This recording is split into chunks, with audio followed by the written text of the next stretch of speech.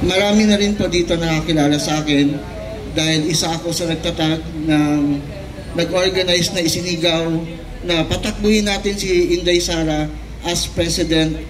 Dito ginanap sa PICC na kung saan ay umabot ng 3.5 kilometers. Kasama ko si Vivian Viles, Attorney David Castillon. Actually, hindi ako pinayagan na aking doktor na dapat sumali sa mga ganito because of my rheumatic heart. But dahil sa intelligence report na natanggap ko, kasama ko dati ang ARTA, kasama katropa ko rin si Greco Bilica ng ating PACC, Presidential Complaint Anti-Commission. Ito yung corruption na una-unang tinanggal na department ng ating kasalukuyang administrasyon. So nung tinanggal nila ang PACC, ang Philippine Anti-Corruption Commission, alam ko po na hinadlangan talaga nila na maalis ito. Ngayon, dati itong mga pulis, maraming mga general ang kasama ko dito, especially ang CIDG. Dahil itong tatlong department na ito, at alam ko nandiyan naman yung mga kapulisan, I hope hindi po totoo ang natanggap namin na intelligent report na nakakagulat na pagdating ko ngayon, dumating na talaga yung mga pulis.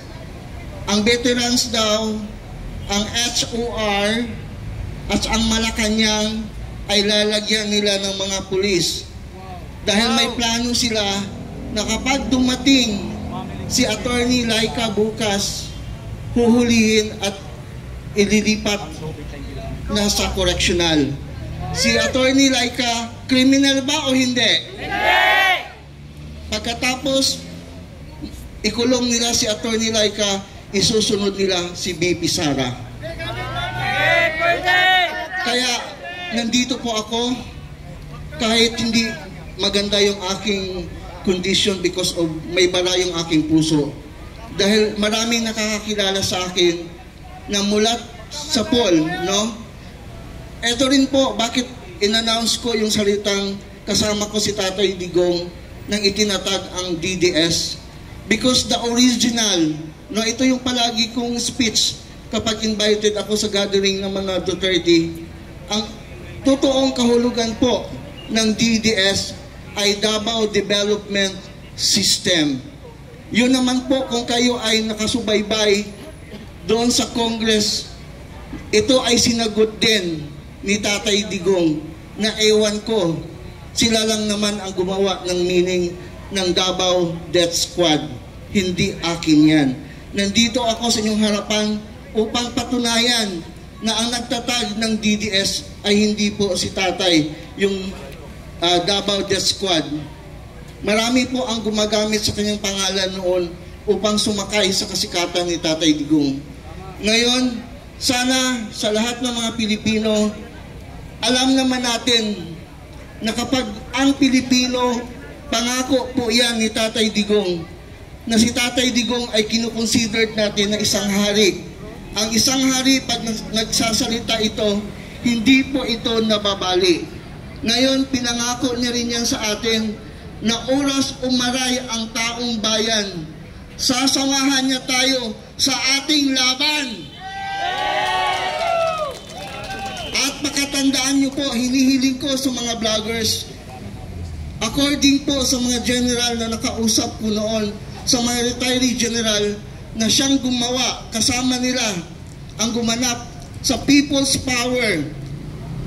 Kapag umabot ng 1 million ang Pilipino na umalsa laban sa administrasyon, babaliktad ang mga pulis at mga militar kasama ng taong bayan.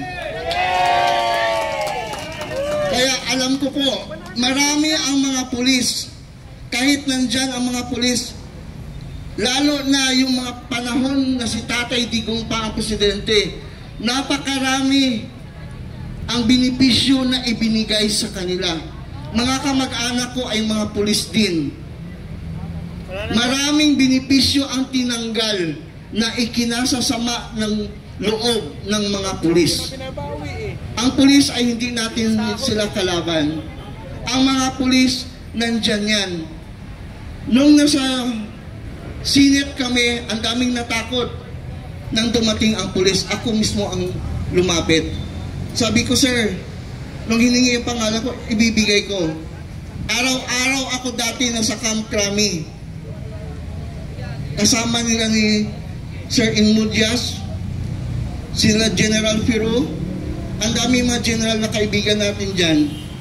So, because sa call of duty, ayaw man ng mga pulis na sundin ang kanilang mga superior.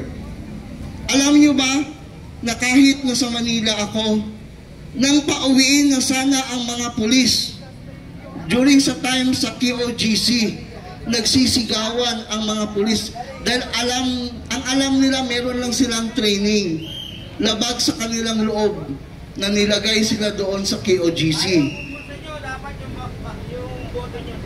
So, ito po ang pakakatandaan natin. Inamin naman po yan. Nung nag-announce si Inday during the unit team, sinabi niya na kung hindi niyo ako sasamahan sa unit team, hindi ko rin kayo sasamahan sa inyong laban. Sinagot ko si Inday Sara. Inday Sara, pareho tayong taga Davao. Mabait ka, mabait ako. Maldita ka, maldita din ako. Pero sa laban na ito, until to the last breath, hindi ko ikakampanya si BBM. Dahil napag-uusapan na yan namin noon pa, bata pa ako, kung anong ugali na meron si BBM. He's a weak leader. Nakikita naman natin yan. Nung habang nag-a-announce siya ng kanyang 5,500 na flood control, right away, ang tadhana na mismo ang nagsabi ng kanyang kasinungalingan dahil binaha ang Luzon sa mga panahon na yon.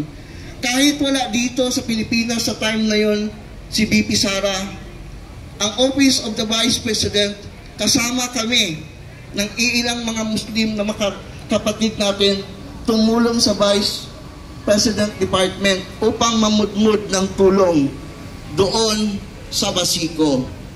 Naabutan ko rin na may bitbit bago kami dumating na doon si Amy Marcos. Para sa akin, Amy, namumulitika ka.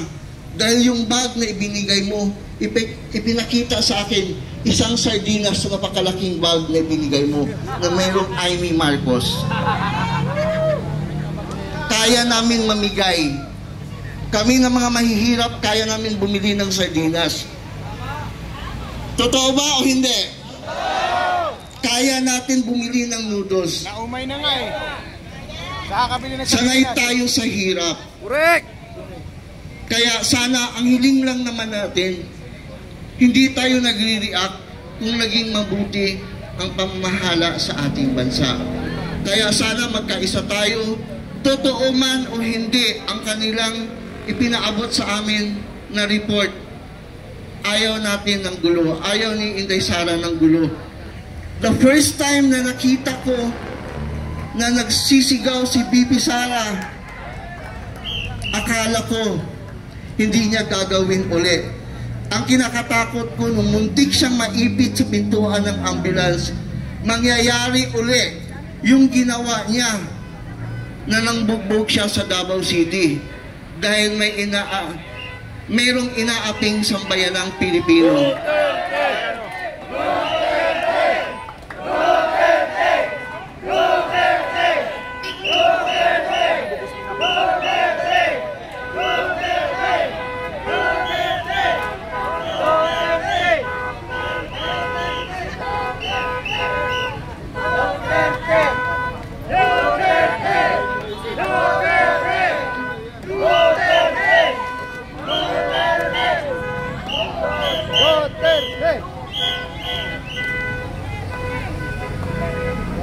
Dumadaan po ng mga kotse, nagpipito po sila ng Duterte.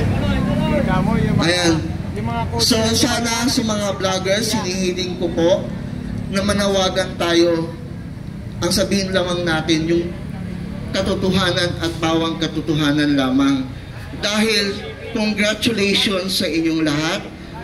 Marami akong nakakausap even though kagabi ay nagkaroon kami ng Zoom meeting with the OFW leaders, hindi sila nanonood sa mainstream media. Mas nanonood sila sa mga vloggers. Palakpakan nyo ang inyong mga sarili bilang makukonsidered namin na mga bagong bayani din ng ating bansa. Kaya sana kung ano man po ang next na mangyayari, wag natin pababayaan si Inday Sara. Even though nasa ospital ako, 24 hours nag-monitor ako sa bawat area na kung saan nandoon si Bibi Sara. So maraming salamat po sa inyong lahat.